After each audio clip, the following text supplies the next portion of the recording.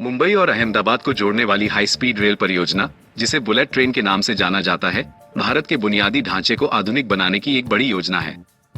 इसका मुख्य उद्देश्य दो महत्वपूर्ण शहरों के बीच तेज रेल सेवा शुरू करना है, जिससे यात्रा का समय कम हो और आर्थिक विकास को बढ़ावा मिले। ये रेल मार्ग लगभग 508 किलोमीटर लंबा होगा, जिसमें ज्यादातर हिस्सा एलिवेटेड यानी ऊंचाई पर बनाया जाएगा। ट्रेनें 320 किलोमीटर प्रति घंटे की रफ्तार से चलेंगी और मुंबई, ठाणे, विरार, सूरत, वडोदरा जैसे 12 स्टेशनों पर रुकेंगी। इस परियोजना में जापान की मदद बहुत अहम है। जापान अपनी शिंकानसेन हाई स्पीड रेल तकनीक भारत को दे रहा है, जो दुनिया में सबसे सुरक्षित और भरोसेमंद मानी जाती है। जापान भारत को कम ब्याज दर पर बड़ा लोन भी दे रहा है, जिससे इस परियोजना को पूरा करने में आसानी होगी। जापानी इंजीनियर और विशेषज्ञ इस परियोजना के डिजाइन, निर्माण और प्रशिक्षण में मदद कर रहे हैं। भारतीय इंजीनियरों को भी जापान में और साइट पर प्रशिक्षण दिया जा रहा है, ताकि वे इस नई तकनीक को समझ सकें और संभाल सकें। कुछ महत्वपूर्ण उपकरण और सामग्री जापान से ही मंगाई जा रही है, जिससे गुणवत्ता बनी रहे।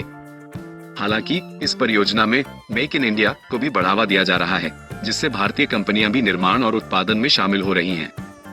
जापान की शिंकानसेन तकनीक का इस्तेमाल इस परियोजना को सफल बनाने में मदद करेगा। भारतीय और जापानी कंपनियां मिलकर काम कर रही हैं, जिससे ज्ञान का आदान प्रदान हो रहा है। भारत में हाई स्पीड रेल बनाना आसान नहीं है, क्योंकि यहाँ घनी आबादी है और जमीन हासिल करना, पर्यावरण का ध्यान रखना और जटिल इंजीनियरिंग कार्य करना पड़ता है। जापान के साथ मिलकर काम करने से इन चुनौतियों का सामना करने में मदद मिल रही है।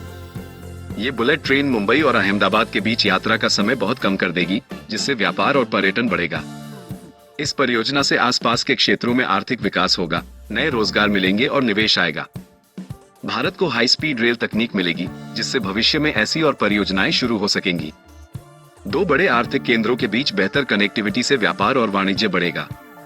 ये परियोजना भारत की आधुनिक बुनियादी ढांचे की महत्वाकांक्षा का प्रतीक है और जापान के साथ सहयोग इसकी सफलता के लिए बहुत जरूरी है। महत्वाकांक्षा का प्रतीक है और जापान के साथ सहयोग इसकी सफलता के लिए बहुत जरूरी है। हालांकि इस परियोजना में देरी हुई है।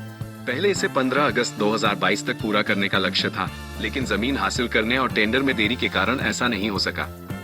अब अनुमान है कि गुजरात में इसका कुछ हिस्सा 2026 तक शुरू हो जाएगा, लेकिन पूरी ट्रेन 2030 तक और संभवतः 2033 तक ही शुरू हो पाएगी।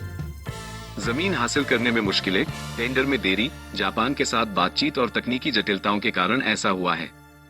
ये भी खबर है कि भारत पूरी शिंकानसेन प्रणाली के लागू होने से पहले वंदे भारत ट्रेनों को मार्ग के कुछ हिस्सों पर चलाने पर विचार कर रहा है। इसलिए सही और ताजा जानकारी के लिए national high speed rail corporation limited (NHSRCL) की आधिकारिक घोषणाओं पर नजर रखना जरूरी है।